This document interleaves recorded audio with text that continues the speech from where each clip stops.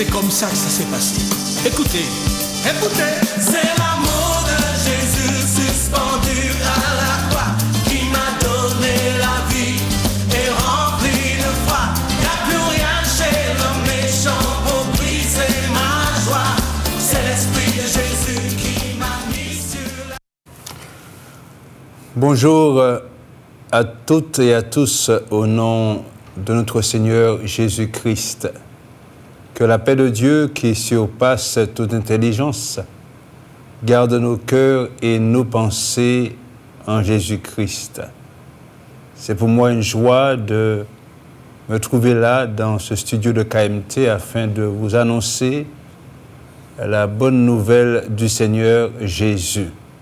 Que son nom donc soit béni et que son nom soit glorifié, que la Martinique soit bénie, que la Guadeloupe soit bénie, que la Guyane française soit bénie, et que partout où la parole de Dieu est annoncée, que tous ces lieux soient bénis au nom du Seigneur Jésus. Je remercie le Seigneur pour sa grâce, pour son amour et sa fidélité qu'il m'accorde afin de porter sa parole. Père, je te rends grâce et gloire. Et je bénis ton grand nom, mon Dieu, car il est merveilleux. Merci de m'accorder ta grâce, la force de pouvoir parler de toi, de parler des choses qui concernent ta gloire et qui concernent tout ce que nous avons à faire, mon Dieu, car tu nous appelles à obéir à ta parole. Père, que cette parole puisse trouver encore un écho favorable dans le cœur de tous ceux qui vont écouter.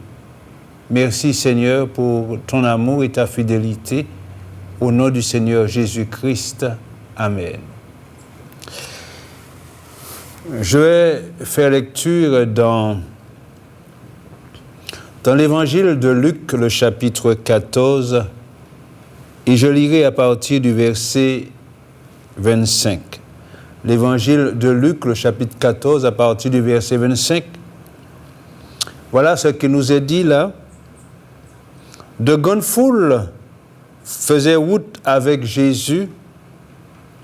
Il se retourna et leur dit, « Si quelqu'un vient à moi sans me préférer à son père, à sa mère, à sa femme, à ses enfants, à ses frères et à ses sœurs, et même à sa propre vie, il ne peut être mon disciple. Et quiconque ne porte pas sa croix et ne me suit pas, ne peut être mon disciple. Amen. » Voilà ce que dit le Seigneur Jésus. Ce qui doit nous interpeller au travers de ces quelques paroles du Seigneur Jésus, c'est que le Seigneur Jésus veut que nous puissions reconnaître la priorité. Et la priorité, c'est lui-même. Car il dit, si quelqu'un vient à moi sans me préférer à son père et à sa mère, à sa femme, à ses enfants, à ses frères et ses sœurs, et dit même à sa propre vie, il ne peut être mon disciple. Beaucoup de gens se disent chrétiens, mais il faut savoir que pour la première fois dans la ville d'Antioche, les disciples, puisqu'on parle de disciples, les disciples ont été appelés chrétiens. Un disciple, c'est celui qui suit, qui reçoit et qui met en pratique l'enseignement d'un maître. En l'occurrence, ici, il s'agit du Seigneur Jésus, qui est le maître par excellence et qui, par son enseignement, veut mener beaucoup d'hommes à être ses disciples.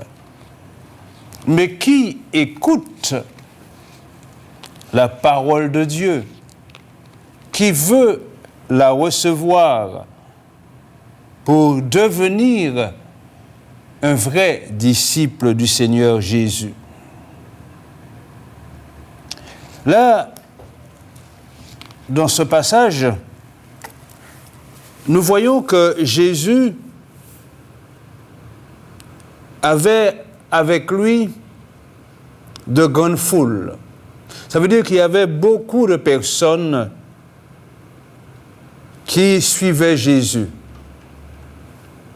De grandes foules faisaient route avec Jésus. Et à ce moment, il se retourna et leur dit, Jésus, durant son ministère terrestre, avait 3 types d'interlocuteurs. Et comme nous le voyons déjà dans ce verset, dans ce passage, nous voyons qu'il est dit de grandes foules. Il y avait des foules entières qui suivaient Jésus, qui venaient l'écouter, qui venaient entendre son enseignement. On peut voir quelques passages dans les évangiles. L'évangile de Matthieu, l'évangile de Matthieu, le chapitre 4. Voilà ce que dit la parole de Dieu concernant toutes ces foules qui suivaient Jésus. Dans ce chapitre 4 de l'évangile de Matthieu, et au verset 23, il est dit, Jésus parcourait toute la Galilée, enseignant dans les synagogues, prêchant la bonne nouvelle du royaume et guérissant toute maladie et toute infirmité parmi le peuple. Sa renommée se répandit dans toute la Syrie. On lui amenait tous ceux qui souffraient de maladies et de douleurs de divers genres, des démoniaques, des lunatiques, des paralytiques, et il les guérissait. Et on nous dit au verset 25, une grande foule le suivit de la Galilée, de la Décapole, de Jérusalem, de la Judée et d'au-delà du Jourdain. Beaucoup de gens suivaient Jésus. Dans le même évangile, l'évangile de Matthieu, au chapitre 13,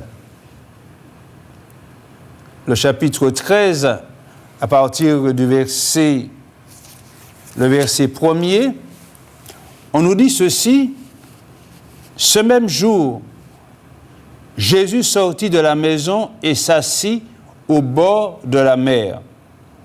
Et encore, on nous dit, une grande foule s'étant assemblée auprès de lui, il monta dans une barque et il s'assit. Toute la foule se tenait sur le rivage. Il leur parla en parabole sur beaucoup de choses et il dit. Vous voyez que Jésus a beaucoup parlé à des foules. Lorsque nous pouvons encore ajouter à ce que je dis donc à la foule qui suivait Jésus dans l'évangile de Luc. L'évangile de Luc, le chapitre 5, verset 1er, on nous dit ceci, toujours concernant la foule, on nous dit comme Jésus se trouvait auprès du lac de Génézareth, et il dit que la foule se pressait autour de lui pour entendre la parole de Dieu. C'est bien. La foule se pressait autour de lui pour entendre la parole de Dieu. Ça, c'est la foule. Il y avait aussi un deuxième type d'interlocuteurs parce que les foules qui écoutaient Jésus, il y avait aussi parfois de ceux qui posaient des questions, qui demandaient des choses. Et nous avons un deuxième type d'interlocuteurs. Il s'agit des chefs religieux, mais ceux-là posaient des questions, non pas parce qu'ils voulaient aller dans le sens de ce que Jésus disait, mais ils posaient des questions pour tâcher de piéger le Seigneur Jésus par ses réponses. Mais Jésus qui avait le discernement des esprits connaissait ce qui se passait dans les cœurs. Dans l'évangile de Matthieu, au chapitre 16, l'évangile de Matthieu, le chapitre 16, il nous a dit, les pharisiens, verset 1er, les pharisiens et les sadducéens abordèrent Jésus et on nous dit, et pour l'éprouver, vous voyez, c'est pour l'éprouver, lui demandèrent de leur faire voir un signe venant du ciel. Il ne venait pas pour être enseigné, mais il venait pour poser des questions afin d'éprouver Jésus, afin de le piéger. Lorsque nous regardons encore, toujours dans ce registre-là, dans l'évangile de Jean, le chapitre 8, il s'agit bien entendu, un récit bien connu des évangiles, cette femme prise en flagrant délit d'adultère. Et voilà ce qu'on nous dit dans ce chapitre 8 de l'évangile de Jean. On nous dit, Jésus se rendit à la montagne des Oliviers, mais dès le matin, il alla de nouveau dans le temple. Et tout le peuple vint à lui. Vous voyez encore la foule, encore le peuple vint à lui. S'étant assis, il les enseignait. Alors les scribes ce sont des chefs religieux, les scribes et les pharisiens amenèrent une femme surprise en adultère et la plaçant au milieu du peuple, ils dirent à Jésus, « Maître, cette femme a été surprise en flagrant délit d'adultère. Moïse, dans la loi, nous a ordonné de lapider de telles femmes. Toi donc, que dis-tu » Voyez. Et là, on nous dit au verset 6, « Il disait cela pour l'éprouver, afin de pouvoir l'accuser. » Il venait vers Jésus, mais cherchant toujours à le piéger. Dans l'évangile de Matthieu au chapitre 22,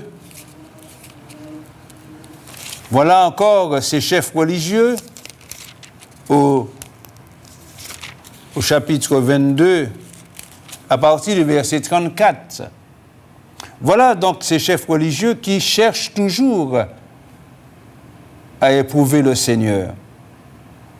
On nous dit donc, dans ce chapitre 22 du livre, encore de l'évangile de Matthieu, à partir du verset 34, les pharisiens, ayant appris qu'il avait réduit au silence les Sadducéens, se rassemblèrent.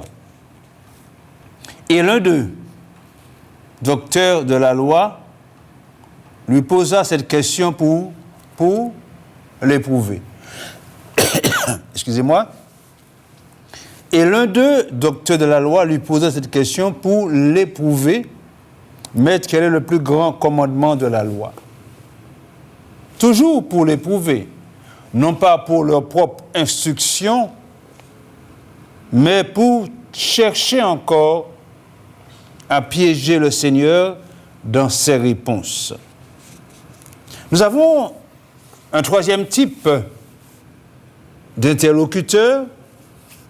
Il s'agit des disciples du Seigneur Jésus, des disciples qu'il enseignait pour les former non seulement à devenir de vrais disciples, pour tous, et pour certains, il les formait à devenir de futurs apôtres, puisqu'il en avait choisi 12 parmi les disciples qu'il avait.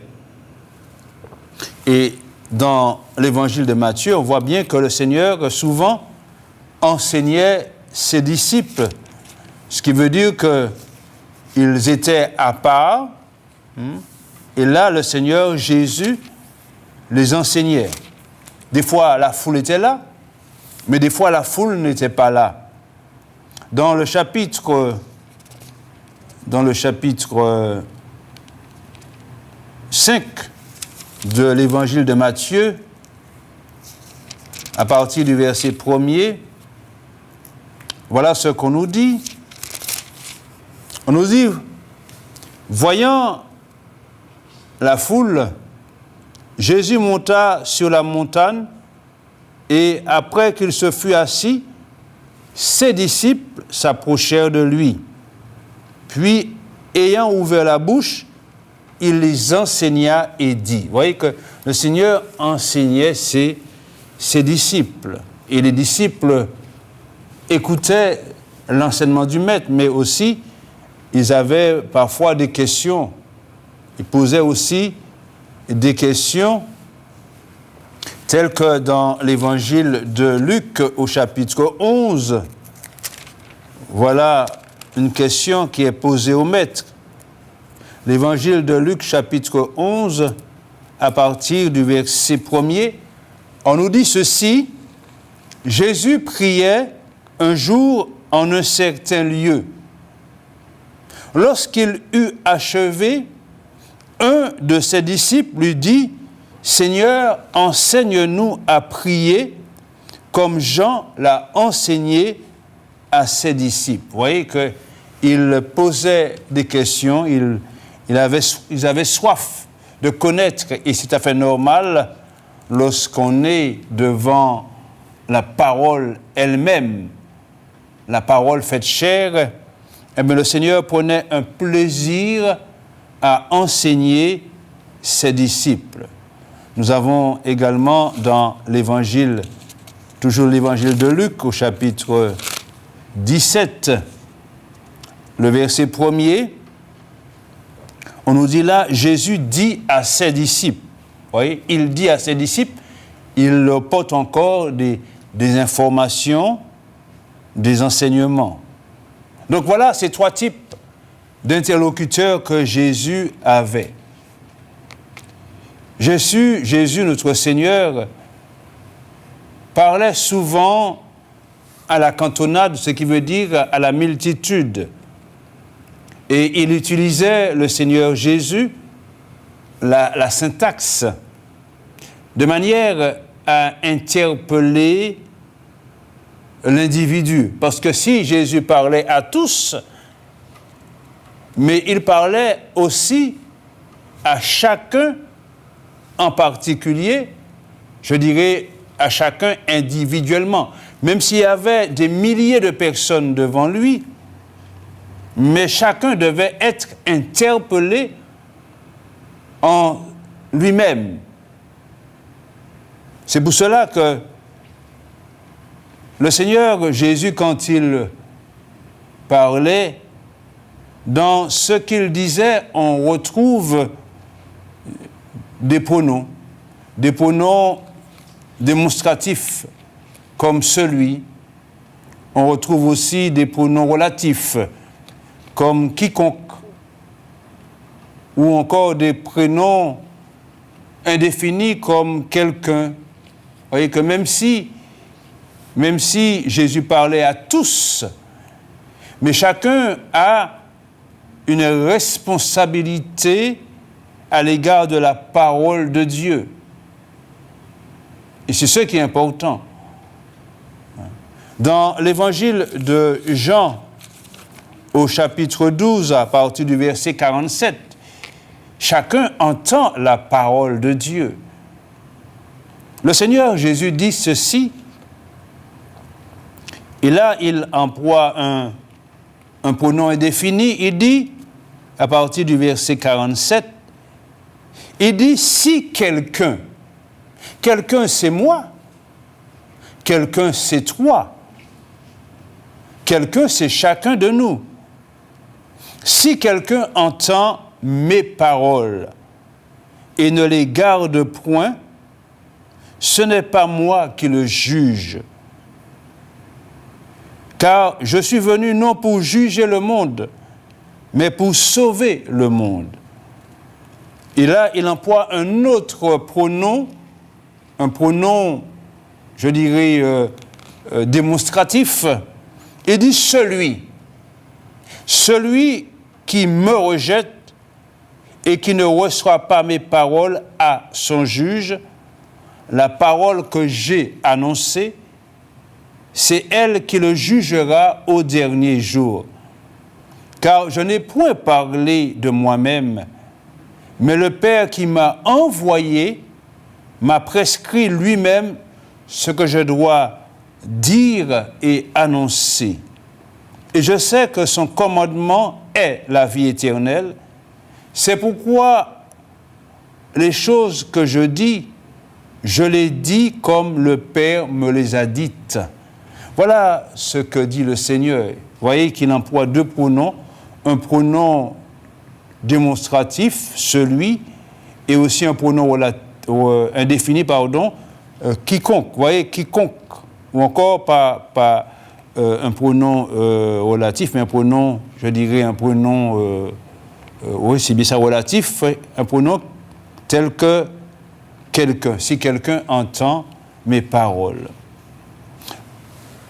Tout cela revient à dire qu'on ne peut pas se cacher, ni dans la foule. On ne peut pas se cacher derrière la foule, ni dans la foule. On ne peut pas non plus se cacher derrière tous, puisqu'il parle à tous. Mais il parle à chacun en particulier. Lorsque nous regardons ce que dit l'Évangile de Jean au chapitre 6, le Seigneur Jésus disait, dans le chapitre 6 de l'Évangile de Jean, au verset 35, il dit, Jésus leur dit, je suis, donc il parle à tous, il parle à la foule, parce que dans le même chapitre, au verset 22, on nous dit la foule qui était restée de l'autre côté de la mer avait remarqué qu'il ne se trouvait là qu'une seule barque et que Jésus n'était pas monté dans cette barque avec ses disciples et qu'ils étaient partis seuls. Bien entendu, ils ont trouvé Jésus. Et là, dans ce verset 35, Jésus leur dit, je suis le pain de vie. Il parle à tous, mais il dit, celui qui vient à moi n'aura jamais faim, et celui qui croit en moi n'aura jamais soif. Parce que cette foule qui a vécu cette multiplication des pains, il y avait 5000 hommes, sans compter les femmes et les enfants. Le Seigneur a fait cette multiplication, ce grand miracle, et tous ont été rassasiés. Et ils sont revenus, ils ont cherché Jésus, pensant que Jésus allait encore et encore faire une multiplication des pains. Non. Mais Jésus parle là à cette foule un langage spirituel en leur disant « Je suis le pain de vie ». C'est vrai qu'ils ont mangé du pain, ils ont mangé du poisson, mais là, Jésus leur dit « Je suis le pain de vie. Celui qui vient à moi n'aura jamais faim, et celui qui croit en moi n'aura jamais soif. Vous voyez qu'il parle à chacun en particulier. Dans le chapitre précédent, le chapitre 5 de l'évangile de Jean, le chapitre 5 au verset 24, le Seigneur dit, en vérité, je vous le dis, celui, voyez encore, celui qui écoute ma parole et qui croit à celui qui m'a envoyé, à savoir le Père, a la vie éternelle et ne vient point en jugement, mais il est passé de la mort à la vie. Le Seigneur interpelle chacun, et même encore aujourd'hui, s'il y a de ceux qui écoutent la prédication, beaucoup écoutent, mais beaucoup aussi sont interpellés de manière personnelle, individuelle, par ce qui est dit. Et bien entendu, par rapport à tout ce qui est dit, doit prendre la décision qui s'impose. Lorsque nous regardons encore dans l'évangile de Jean, au chapitre 16, pas le chapitre 16, mais le chapitre 3, et le verset 16, vous voyez, voilà un verset connu. Et comme j'aime à dire, c'est un verset qui résume à lui tout seul toute la parole de Dieu. Et ce verset du chapitre 3 de l'évangile de Jean, le verset 16, qui dit « Car Dieu a tant aimé le monde qu'il a donné son Fils. » Et il dit « Afin que quiconque », voilà un pronom relatif, quiconque. Quiconque, c'est toi, c'est moi. Dieu a tant aimé le monde c'est une multitude. Le monde c'est un ensemble. Mais le Seigneur dit afin que quiconque croit en lui et ne périsse point, mais qu'il ait la vie éternelle. Et là, le Seigneur qui continue et dit, Dieu, en effet, n'a pas envoyé son Fils dans le monde pour qu'il juge le monde, mais pour que le monde soit sauvé par lui. Et là, au verset 18, il est dit « celui ». Celui, voilà un pronom démonstratif. Celui qui croit en lui n'est point jugé, mais celui qui ne croit pas est déjà jugé parce qu'il n'a pas cru au nom du Fils unique de Dieu. C'est là l'importance de comprendre que la parole de Dieu, on ne peut pas dire que la parole de Dieu s'adresse à un tel ou à une telle, ou à un tel individu ou un tel groupe de personnes. On ne peut pas dire que la parole de Dieu, ça ne m'intéresse pas. Si tu l'entends, on dit, mais ça c'est pas pour moi, ça c'est pour Missier, ça c'est pour Moselle. Non. La parole de Dieu, elle s'adresse à tous, à chacun. Et c'est pour cela que lorsque nous considérons encore dans l'évangile, cette fois-ci l'évangile de Marc, là où le Seigneur attend chacun, attend beaucoup dans l'évangile de Marc, au chapitre 16, le chapitre 16, le Seigneur Jésus, avant de s'en aller, avant de remonter vers son Père, a donné une mission à ses disciples qui sont devenus des apôtres. Et voilà ce qu'il leur a dit, le chapitre 16, à partir du verset 15.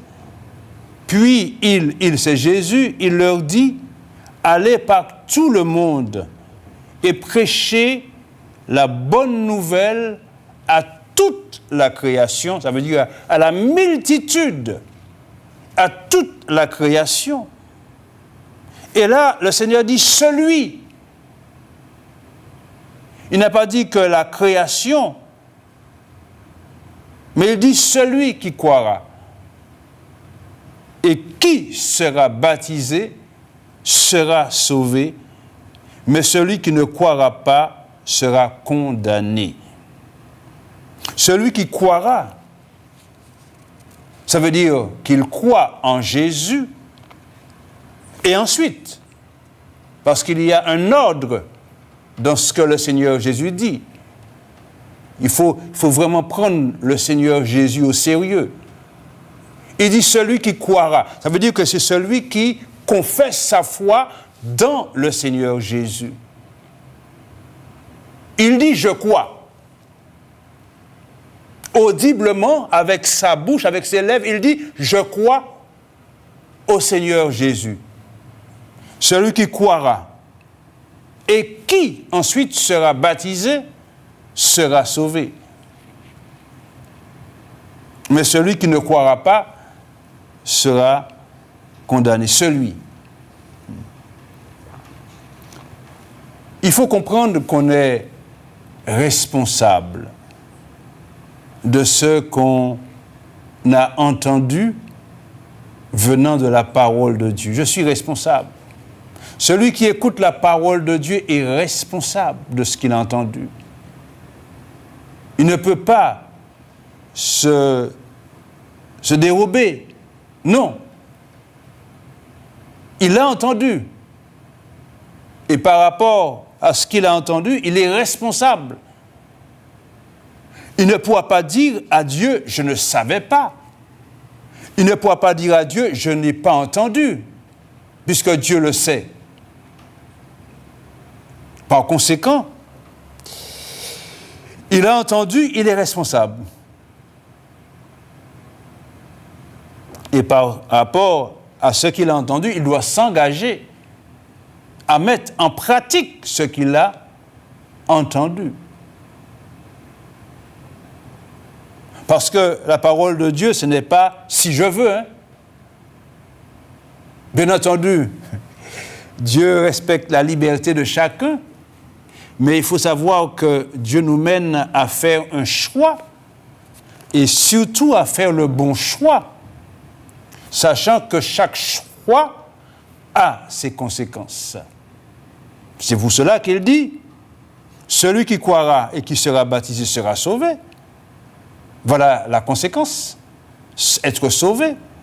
Mais celui qui ne croira pas sera condamné. Voici la conséquence de l'incrédulité. Par conséquent, celui qui ne croit pas, cela ne veut pas dire qu'il n'a pas entendu. Il a entendu, mais il ne croit pas à ce qu'il a entendu. Et là, il tombe dans beaucoup de raisonnements humains, méprisant ainsi la parole de Dieu. Donc, nous avons besoin de reconnaître notre responsabilité à l'égard de la parole de Dieu, parce que Dieu nous interpelle chacun personnellement et chacun individuellement. Il y a dans l'Apocalypse de Jean une parole, surtout dans les premiers chapitres, jusqu'au chapitre 3. Il y a une parole qui revient souvent, parce que c'est une parole que le Seigneur Jésus adresse à l'Église, je dirais même au début, aux églises d'Asie, les 7 églises d'Asie, et à la fin de son message, voilà cette phrase que le Seigneur disait souvent de sa part, bien entendu, relayée par l'apôtre Jean. Cette parole, c'est que celui qui a des oreilles entende ce que l'Esprit de Dieu dit aux églises. Qui n'a pas d'oreille? Seuls les sourds ne peuvent pas entendre. Mais celui qui a des oreilles entend ce que dit la parole de Dieu. Dans l'Apocalypse de Jean au chapitre 2, Apocalypse de Jean au chapitre 2,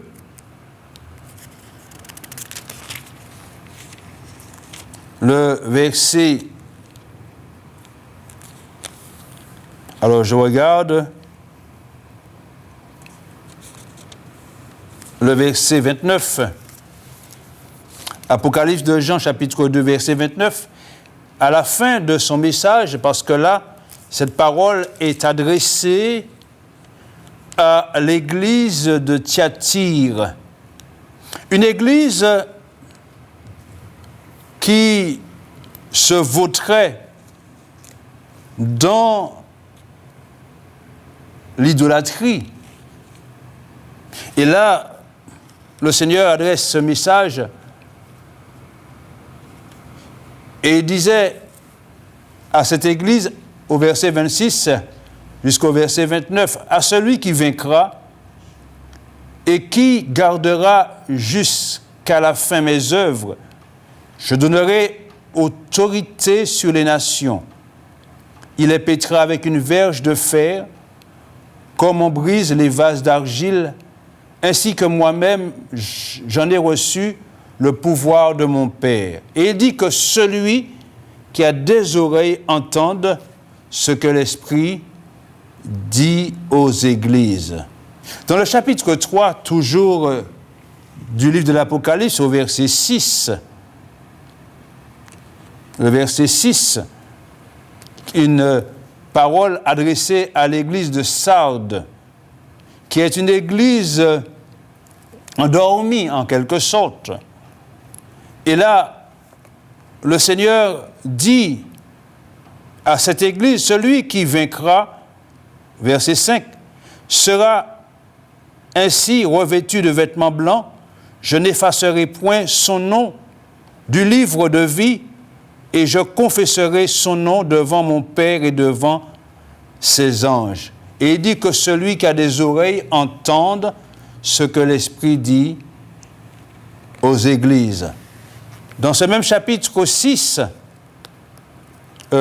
3, pardon, et le verset 22, là le Seigneur s'adresse à l'église de Philadelphie. C'est la seule église où on voit que cette église a gardé la parole de Dieu.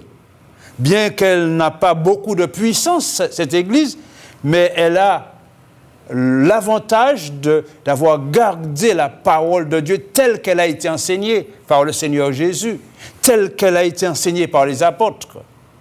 Et le Seigneur qui dit à cette église, dans ce verset, alors je reviens,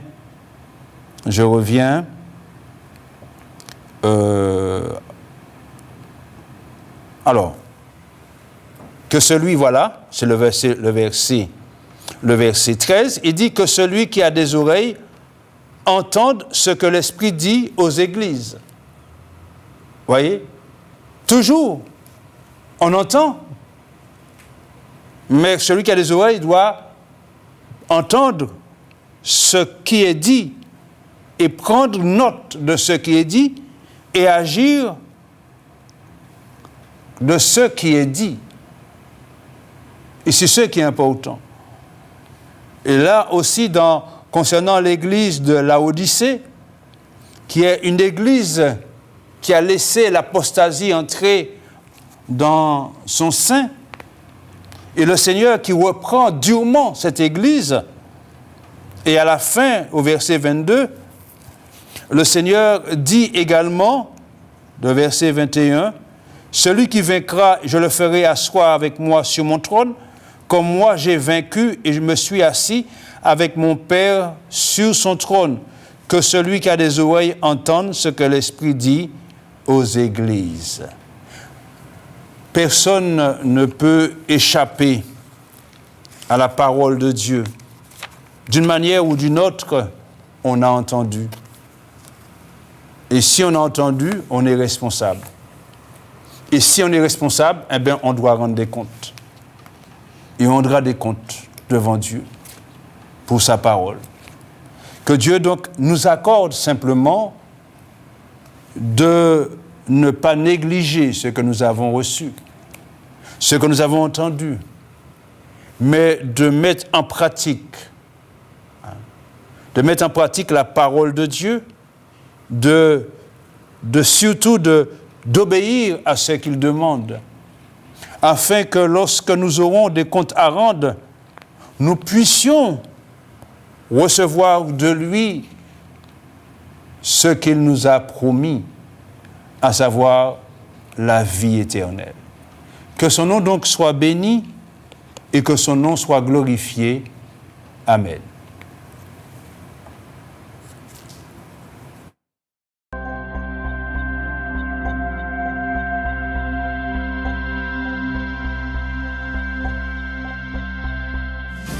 C'est l'amour de Jésus. Il faut que vous m'écoutiez.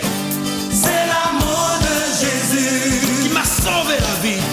C'est l'amour de Jésus. Qui m'a transformé. C'est l'amour de Jésus. Mais c'est l'amour de Jésus. Mais c'est comme ça que ça s'est passé. Écoutez. C'est